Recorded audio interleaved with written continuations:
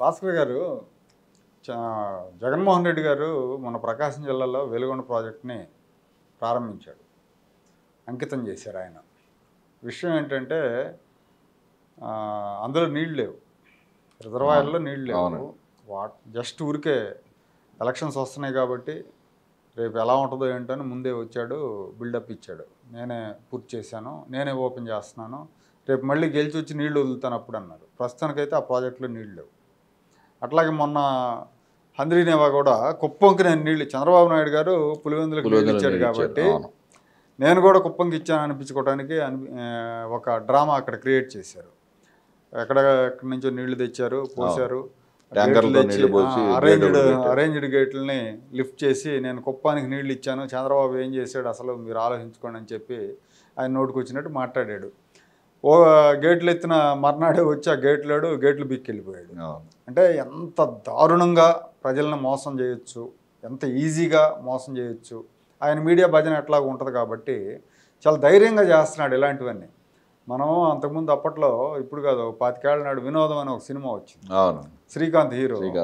అందులో ఉత్తుత్తి బ్యాంక్ అని ఒకటి ఉంటుంది. ఆ బ్యాంక్ పెట్టి అప్పటికప్పుడు బ్యాంక్ చేస్తారు, మళ్ళీ లేపుతారు. ఆ టైప్లో ఉంది ఇదంతా చూస్తూ ఉంటే. ఏంటి ఆయన ఎందుకు అంత ధైర్యం? ఆ పని చేయాలంటే మామూలుగా రాజకీయ నాయకులు చేయలేరు కదా. అంటే దాని ధైర్యం అనాలా లేకపోతే వెరితనం అనాలో అర్థం కాని పరిస్థితి అండి. ఆయన దృష్టిలో ప్రజలు వెర్రిబాగులోళ్ళన్నా అవ్వాలి, లేదా ఆయన నిజంగా భ్రమంలో అన్నా ఉండాలి. ఆయన ఎక్కువగా భ్రమంలో బతుకుతాడేమో అని అనిపిస్తుంటుంది ఇట్లాంటి సంఘటనలు చూసినప్పుడు. ఆయన ఏదైనా ప్రాజెక్టు జాతికి అంకితం చేస్తున్నారంటే ఆ ప్రాజెక్టు ఆ క్షణం నుంచి ఉపయోగంలోకి వస్తుంది అని అర్థం. అంతేకాని ఎక్కడా కూడా జాతికి అంకితం చేస్తున్నాము, నేను మళ్ళీ గెలిచిన తర్వాత నీళ్ళు ఇస్తాము అనే కాన్సెప్ట్ ఇంతవరకు ప్రపంచంలో ఎక్కడా కూడా చూడలేదు ఎవరు కూడా. ఇది మొట్టమొదటిసారిగా ఆంధ్రప్రదేశ్లోనే జరిగింది. కర్తసి జగన్మోహన్ రెడ్డి గారు ఇట్లాంటి ఆలోచనలు ఆయనకి తప్పితే బహుశా ఎవరికి రావు కూడా, లేదా ఆయనకి సలహాలు ఇచ్చేవాళ్ళు లేదా ఆయన కింద పనిచేసే అధికారులకి ఇట్లాంటి ఆలోచనలే వస్తాయి. అసలు ఇంకా వెలుగొండ ప్రాజెక్టుకి 4,000 కోట్లు ఏదో డబ్బులు అవసరం ఉన్నాయి, పూర్తి స్థాయి పనులు పూర్తిగా లేవు.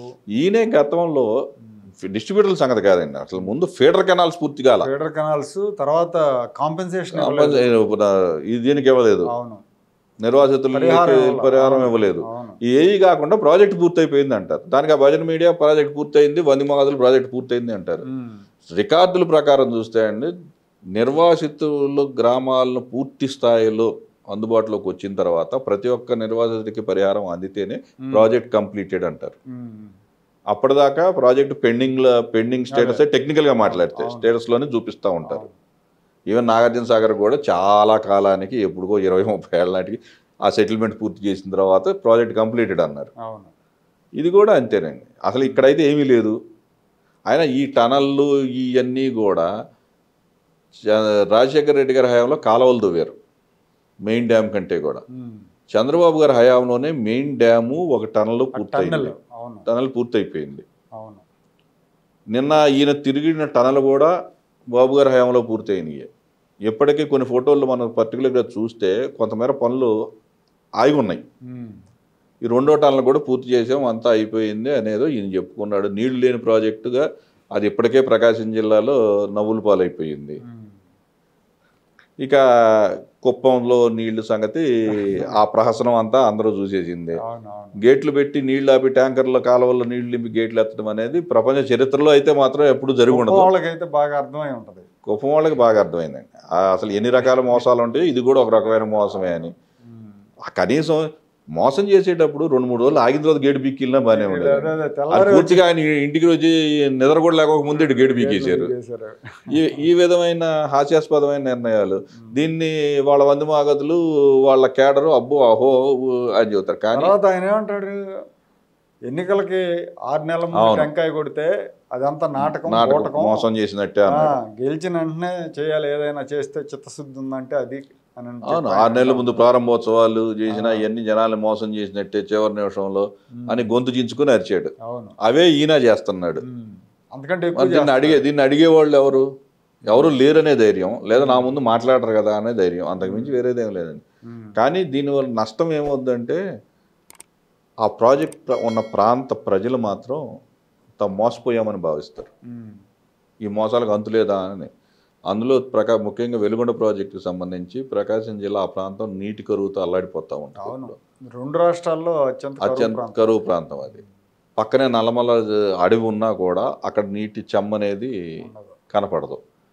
వర్షపాతం తక్కువ, అది అప్లాండ్ అవటం వల్ల దానికి గుండ్లకమ్మ ఈ వెలుగొండ ప్రాజెక్టు పూర్తయితే నిజంగా వాళ్ళందరూ నీళ్లు తాగడానికి అవకాశం లభిస్తుంది. వాళ్ళే కాకుండా నెల్లూరు జిల్లా కొంత ప్రాంతం, ఉదయగిరి ప్రాంతం కూడా, కడప జిల్లా బద్వేల్ ప్రాంతం ఇవన్నీ అవుతాయి. కానీ ఇక్కడ జరుగుతుంది ఏంటి, ఎంతసేపు దాన్ని 5 ఏళ్ళు దాన్ని పట్టించుకోకుండా ఆ కాంట్రాక్టర్ కూడా ఎవరో కాదు, వాళ్ళు అంతేవాసి మెగా వాళ్ళు. సో మరి వాళ్ళైనా కానీ జగన్మోహన్ రెడ్డి కోసం పూర్తి స్థాయి ప్రాజెక్టు పూర్తి చేసి ఉంటే బాగుండేది, వాళ్ళు చేయలేదు.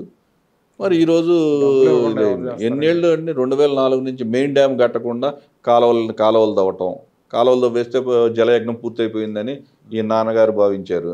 కొడుకేమో ఊరికే ఈ ఉత్తుత్తి షో చేసి మీరు అన్నట్టు ఉత్తుత్తి బ్యాంకు మాదిరి ఉత్తుత్తి ప్రాజెక్ట్ ఓపెనింగ్లు చేసి ఈయన సంతోషపడుతున్నాడు.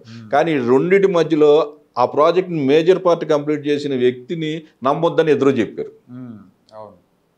మన ప్రజలు కూడా ఆ విధంగానే ఉన్నారు. అసలు చేసిన వాళ్ళకంటే షో చేసిన వాళ్ళని నెత్తిని పెట్టుకోవటంలో.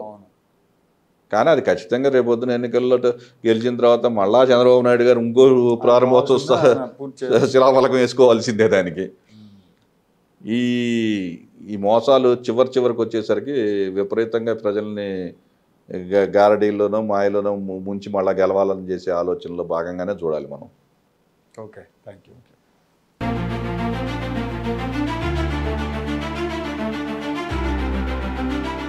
Like, share and subscribe to Rajaniti channel.